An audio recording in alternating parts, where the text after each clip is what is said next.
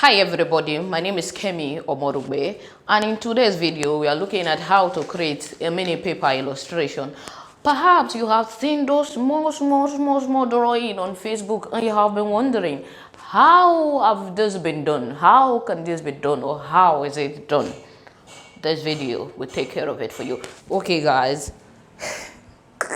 on a more serious note, you're welcome back to the channel. My name is Kemi Omorogbe. In case you are new here, in this video, I am showing how to make mini paper illustrations. In my opinion, that is the best way to grow on Facebook, to grow a community on Facebook. If you're a fashion designer, if you are a fashion teacher actually, and you want to build a community of people and you want more people to get to know you, to appreciate your work, and for you to have more people to impact life, building a community on Facebook is an excellent way you can achieve that. And in my opinion, paper illustrations are the best way to go. We have over 100,000 people currently on our Facebook group, and when I started that group, one of the key factors that helped me grow that group was paper illustrations. Yes, I admit I don't do so much of that because I'm focusing on videos, guys, but then by creating mini paper illustrations and putting them on multiple sewing groups on Facebook can help you gain the audience you are looking for. I'm going to start by body measurement. Should I use my accent? Should I?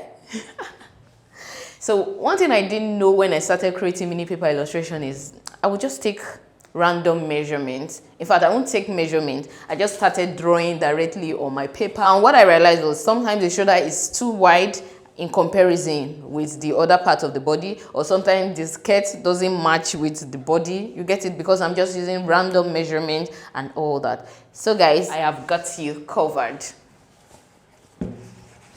Okay, let me just remove the skirt. Yeah. So this is a very handy tool if you're a fashion teacher. You can use this to practice whatever you want to practice, from draping to making little samples of the outfit you want to make, so that you can see how it looks before you actually go ahead and waste those fabrics.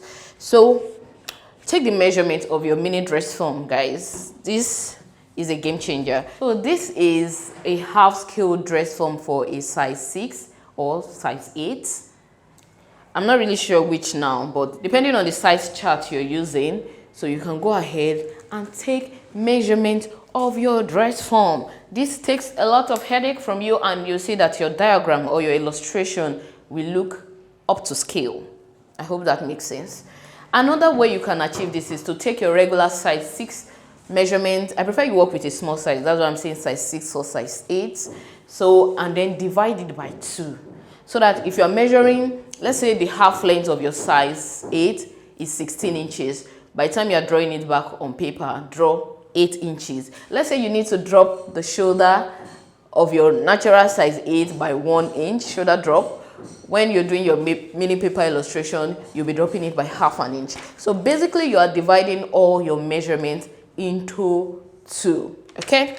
That said, so if you don't have a mini dress form, no problem, you can drop it and use your regular measurement divided by 2. And if you just want to use your own size, I find it easier to divide it by 2. But if you want to use your own size, I guess you can as well divide it by 3. Let's say you are a size 16 or so, but you just want to use your size, you can divide by 3.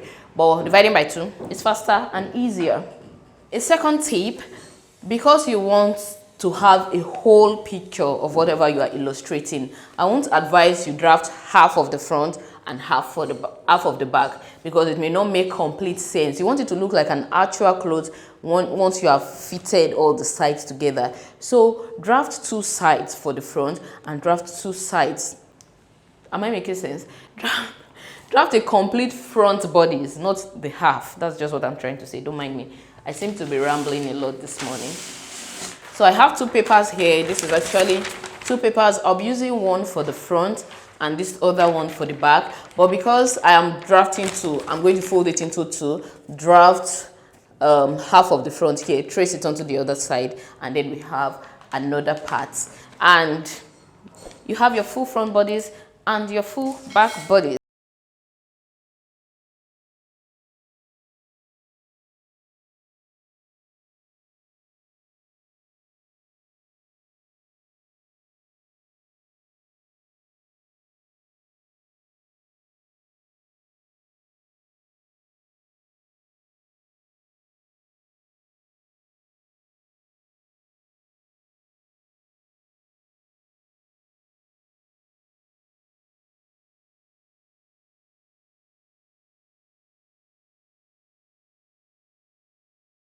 So now I am done with measurement. We can move on to drafting. If you don't know how to draft a basic bodice, I'll drop a link in the description box and above, so please check it out.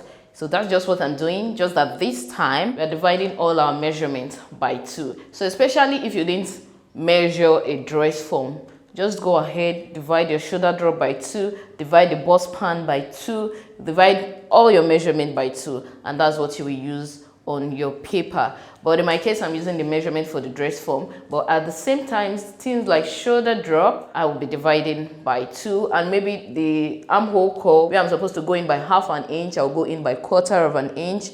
That way your pattern will come out looking very good and realistic, up to scale. This center front and center back will be folded into 2 so that I can have 2 separate pieces. If you make use of colorful paints to make your pattern stand out, bright, beautiful, and we know that when people see colorful things, you are more encouraged to watch and see more than if you use boring pen and all that. And also the pen that you'll be using, you don't want to use the regular pen because it's just tiny, or even pencil. You can make use of pencil and then go ahead with your colorful pen with thicker ball points that can give you like thicker lines to make your work, you know, stand out. All you want to do is attract your audience and make them want to go ahead and see more of what you have done. And who knows, you may just gain more followers and more people in your community. All right?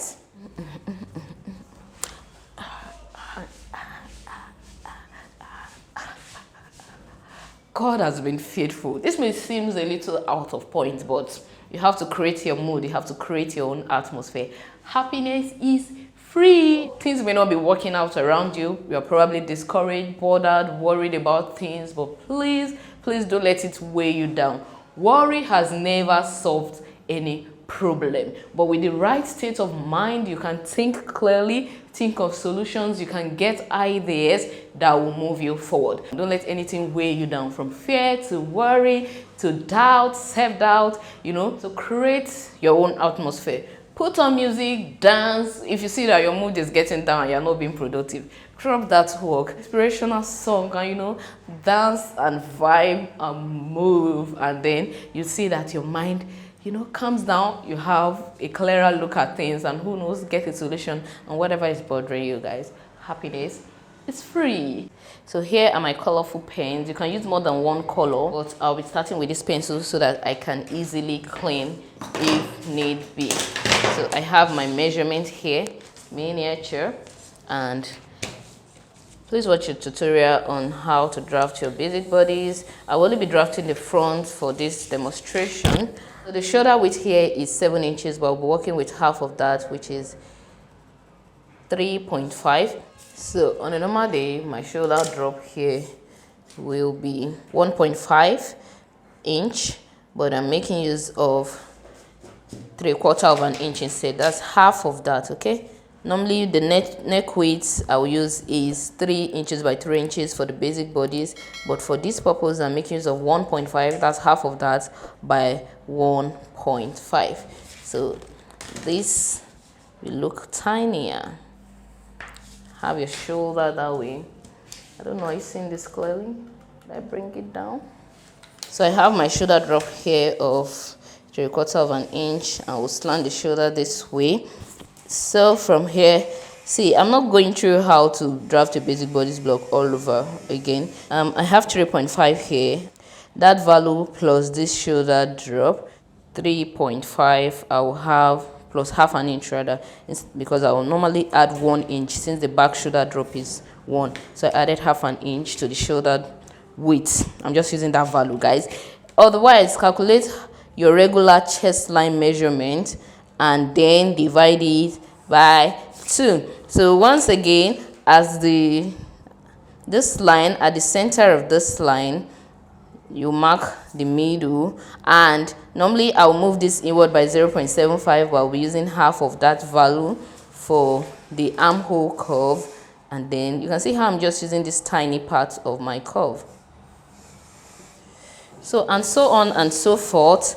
So the bust point for this is 4.5 inches, and that is from my old measurement. So I'll go ahead and also mark I'll also mark the under bust point, and for my miniature dress form it is 6 inches, and then the half length is 7.5. So we'll draw out all of these horizontal lines.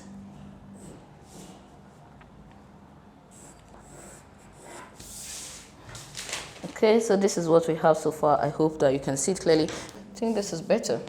So once this is taken care of, the bust pan for this is 3 inches. So half of it is 1.5, right? So let's draw out our dart line. And so if your regular dart line you use on your bodies is 1 inch wide, you know that this one should be half an inch, right? So we'll have 1/4 on both sides of the dart leg, and then you connect it to the bust point, you know, and so on and so forth. I'm just trying to show you guys that all you need for your paper illustration is to have a measurement you're working with, and then you can, you know, get the value for the other part of it. But let's just round it up. So the bust circumference for this is 17 inches. When you divide it by 4, oh my god, what value is that? Then we'll have 4.25. so I'll mark 4.25 here, while the waist circumference for my miniature dress form is 13 inches. You divide it by 4, and then you get 3.25 plus this half an inch, and I'll connect it to the chest line. And then also, when you take your measurement, you know you still have a difference between the back and the front half length, and in this case it is half an inch. So my bust dart is half an inch. Okay, so I connect it this way, and then I have my basic bodies. The same thing goes for your skirt. You can work with your measurement on miniature, or you divide all your measurement into half and you have your miniature. So like I said, once you're through drafting one side, go ahead and trace it onto the other side, and then you have your full bodies. I don't think I have to do that in this class. So you can go ahead after you get your full bodies and, you know, demonstrate. Or if it's a full outfit you're making, you can keep demonstrating on this. That's this one side. When you're through, trace out whatever you have done before you cut onto the other side, so that you can have like a full piece for display purpose. Okay, because that's very important when it comes to showing people what they get at the end of your illustration. I have made a mistake before where I just used one side of my paper, and when I was through, it didn't quite make sense till I cut out another one for the other side, just to make it look presentable. That's how important it is. In cases where you want to illustrate a drape, especially if it's not slash and spread, okay, it's actually draping, what you will do is cut a piece of fabric and use it for that drape, because if you squeeze your paper trying to drape your paper, the paper, you know, it cannot drape. Get a soft fabric that drapes easily. Crepe, even your lining, ABBA lining, if you're in Nigeria you understand what I mean, can do that job for you much better than a paper can. I'll put up a picture of one illustration I did and how I draped to show that style, you know, on paper. So please make use of your fabric. It will look way more presentable. Now let's move on to the picture taking part of things. You don't want to make use of the flash of your camera so much. I prefer if you work with your external light source. For instance, I'm currently using my natural light coupled with the bulbs in my room. So if you have a ring light, dim it a little bit, make it look soft. Place whatever you have on the table. Make sure it's a neat table. I like this texture of table. Guys, look at it. So I like this. If you have any other color of table, great. I want to advise you make use of a white table, although there's nothing against it. I just feel if you're using a white paper on a white background, it just won't look that good. That's my opinion anyway. You can manage it too. Seriously, it will still work. But before I even had this table, you know, when you buy this manual machine, it has this cover. You see that platform? That's what I used to use for my paper illustration. Just drop my papers there, take the pictures, and we're good to go. It comes out really nice. So that's not a problem at all. Otherwise, you can still make use of your floor, you can make use of any platform. So please pick up your phone. Like I said, dim your light. If you're using a ring light, just not completely dim it. You want that soft light. That's just what I'm trying to say. You don't need something sharp, cha-cha, that will distort your image. So pick up your camera, clean up your lens properly, and your lighting source above your camera, not below your camera, or else it will affect the image you're getting. Once you are done cleaning up the lens, you want to position your camera this way, not at an angle. Okay, make it, are you seeing, just horizontal, not at an angle like this. Let's move closer onto the table. Now, even though you can make use of the wide angle lens if your camera has a wide angle lens, but the picture quality you get from your normal lens is way better than what you can get from your wide angle lens. Now look at what I'm doing here. I like to work with the 3x4. If you want to put it up on multiple platforms, for Instagram you can only place 10 slides. Okay, so and you want to make your images come out in a way that you can combine 2 illustration in one collage and drop it as well on Instagram. That's using one stone to kill 2 birds, basically. So you can upload your pictures on Facebook, Instagram, and even to an extent YouTube. Just 5 slides for YouTube anyways. One thing I started doing recently is to make slides from those pictures and also put them up as part of my videos for YouTube. That is using your content for multiple purposes. Productivity hack. If you already know how to make use of your phone camera's pro mode, great guys, we treated this in our smartphone photography course. So if you want to take that course, just click on the link in bio. It is very inexpensive, or is that the right word? It is very affordable. So please go ahead, click on the link in bio, buy our smartphone photography course. I also have a video on this channel where I showed how to take pictures with your smartphone. You can check it out. But then the paid course has much more. You can create magic from that course, like this. Let me show you guys one. Are you seeing? I had no hair on, I had no glasses on, but I could quickly fix that. So damn makeup artist, damn editor, damn everything, you just come out with beautiful picture, your face on point, everything on point. Please check out that video using your smartphone, and quick, you know, very quick process. Once lighting, everything is set, just position your camera and, you know, take your pictures. Let's take this, okay? By using Pro Mode, you can set your aperture, you can set the ISO, you can set the frame rate and everything, and then get much better quality. But this is me using my auto mode, that's the automatic mode, the natural mode that comes with your camera, and we got this. Then move on to editing. If you get a picture like this, look at it. So you want to do some slight editing on it to make it pop. The app I recommend for everyone that wants to do quick editing without headache, guys, is InShot. InShot is simple with everything, and it gives you all the basic things you need to work with. So move on to InShot. You may want to adjust the brightness, you may want to add a little bit of contrast, and you may want to also add a little bit of saturation, especially if you use colorful pen. InShot also allows you to add your text very easily. So add text describing whatever it is you're doing. You can also make use of arrows or asterisks just to indicate, okay, this is where I'm working on now. Now drop your shoulder by 1 inch. You write it there. You can put an arrow to indicate where the shoulder is, and then you save the picture. So you edit each picture you have made one after the other. It is not a very fast process, so take your time to edit properly. So on the real image, if you made use of your camera's Pro Mode, you may not need to tweak the contrast, saturation, all that, because you may have done it already before even taking the pictures. Once that is taken care of, you have your pictures ready. Okay, let me show you one. You may get things like this, you see?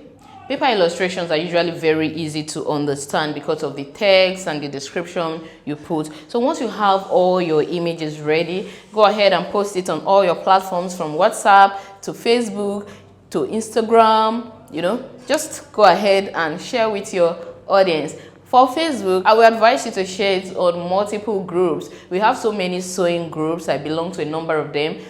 Some have up to 1 million members, and those people love paper illustrations. They love it, guys. It's not the same as when you put up a link to a video somewhere. They are seeing this right there and right then.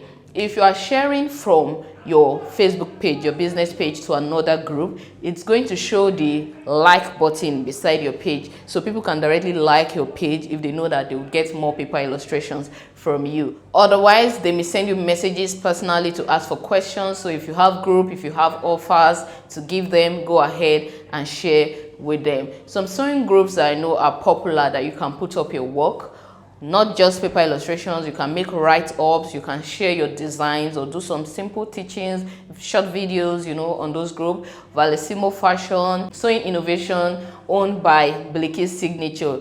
Biliki's Signature is on YouTube. If I remember, I'll drop a link to Biliki's Signature below, because I share my work on Sewing Innovation. Some groups will not allow you to share your work, especially if it's a link to a video or if it's a link to another group. Don't worry, we have their reasons for doing that. So if you have your work and you're not allowed, just put it up on your own platforms, and on the days you have works that doesn't contain link or other pages that your people should visit, go ahead and drop it on such groups. Guys, everybody has the right to regulate how their group works, so don't take an offense from such. Please don't let it discourage you as well. Thank you guys for watching this video so far. I hope you have learned a thing or two here, and I'm going to be seeing more of your work on Facebook. If you do enjoy this video, please give it a thumbs up, drop a comment in the comment section. Let me know if you appreciate what I'm trying to do. If you have suggestions on videos or you have requests, please drop it in the comment section. Also, I am putting myself out there. I am open to sponsorship and advertisement. If you have a product you want to push and you think this channel may be a good platform for your product, please drop an email. The email address will be in the description box, and we can get to talk more on that. See you guys in the next video. Bye bye.